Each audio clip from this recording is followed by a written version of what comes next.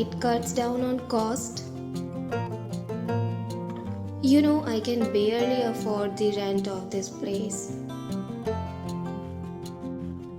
And then maybe eventually you can save up enough money to quit.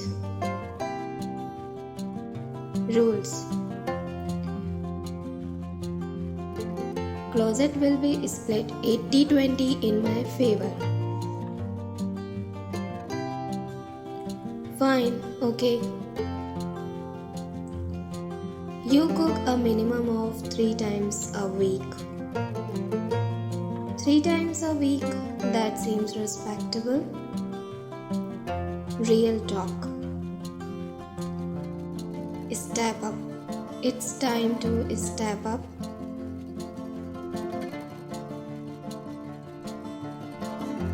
Mistakes I can handle,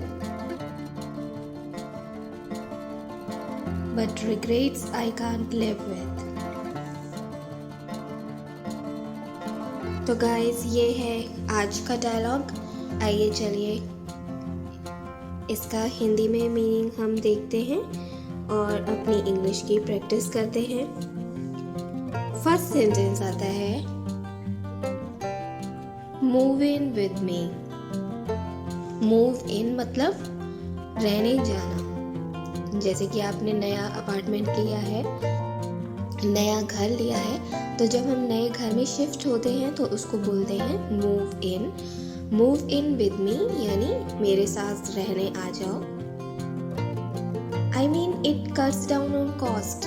मेरा मतलब है कि इससे खर्चा जो है वो थोड़ा कम हो जाएगा। cuts down on cost मतलब कि जो भी जब आप, जाहिर सी बात है कि साथ में रहेंगे तो जो रेंट होगा उसको आप डिवाइड कर लेंगे हाफ हाफ, तो जो खर्चा है वो आपका कम हो जाएगा। You know I can barely afford the rent of this place।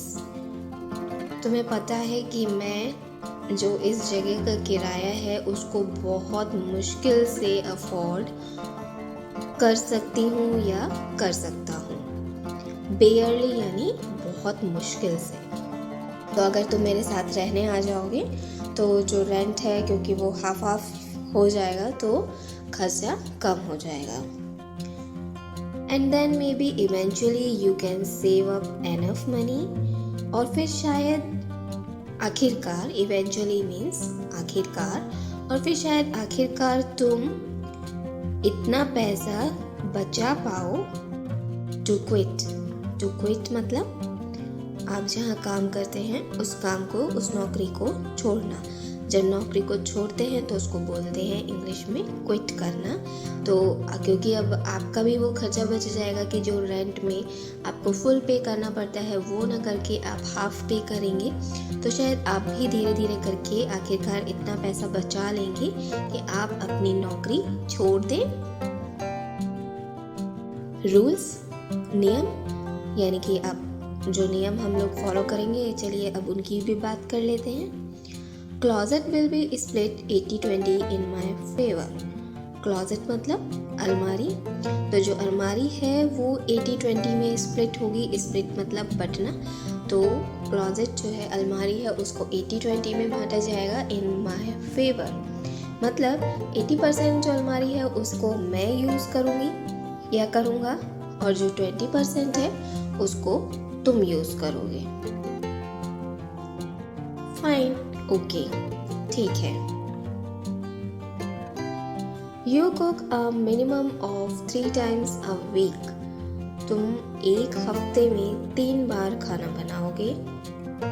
Suppose 2 friends साथ में रह रहे हैं, 2 गर्ल्स हैं, तो उनका आपस में ये डिस्कशन चल रहा है, रूल्स के बारे में, रेगुलेशंस के बारे में बात हो रही है कि वीक में 3 बार तुम खाना बनाओगी और 3 बार मैं खाना बनाऊंगी। 3 times a week, that seems respectable। Week में यानी हफ्ते में 3 बार, ठीक है, ये respectable यानी मानने लायक लग रहा है। that seems respectable। यहाँ पे अगर आप लिटरली मीनिंग में जाएंगे तो रिस्पेक्टेबल मीन्स आदरणीय, जो हम एक आदर का भाव रखते हैं। लेकिन यहाँ पर कहने का मतलब ये है कि हाँ ये जायज़ लग रहा है, मतलब ठीक है। ऐसा नहीं लग रहा है कि आप किसी के ऊपर ज़बरदस्ती फोर्स कर रहे हैं कि वो खुद तो पर्सन आराम कर रहा है और आपसे काम करवा रहा है, ऐसा नहीं है। तो ये ठीक है। Real talk. चलो अब ये तो हुई रूल्स रेगुलेशंस की बातें, तो चलिए अब रियल टॉक का मतलब अब कुछ इम्पोर्टेंट बात भी कर लेते हैं। Step up, it's time to step up. Step up का मतलब होता है अपनी जो भी काम आप कर रहे हैं उसकी स्पीड बढ़ाना या फिर एक्शन लेना।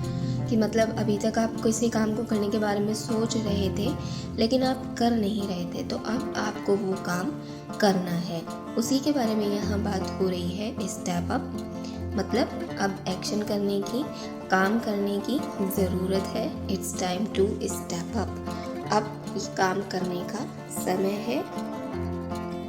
मिस्टेक्स आई कैन हैंडल, गलतियाँ मैं हैंडल कर सकता हूँ।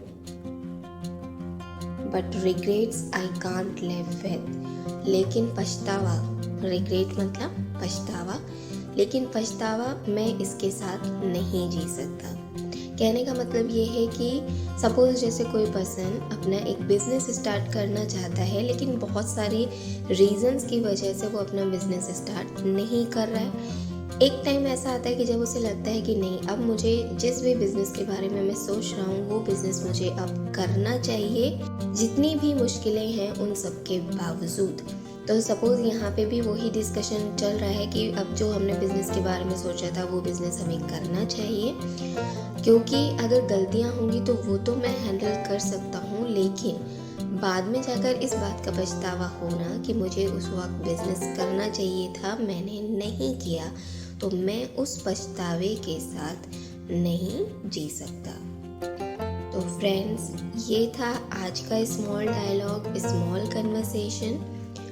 इसको बार बार सुनिए, जो वर्ड्स आए हैं वो आपको ऑटोमेटिकली रिमेंबर हो जाएंगे, और जहाँ सिचुएशंस आपकी डे टू डे लाइफ में इस तरीके की होगी वहाँ आप इन वर्ड्स को, इन सेंटेंसेस को ध्यान में रखकर अपनी इंग्लिश की फ्लुएंसी इम्प्रूव कर पाएंगे। तो मिलती हूँ मैं नेक्स्ट वीडियो में। आई होप आपको आज का ये वीडियो काफ़ी पसंद आया होगा, तो जल्दी से लाइक का बटन प्रेस कर दीजिए। मिलती हूँ आपसे नेक्स्ट वीडियो में। Till then take care and keep practising.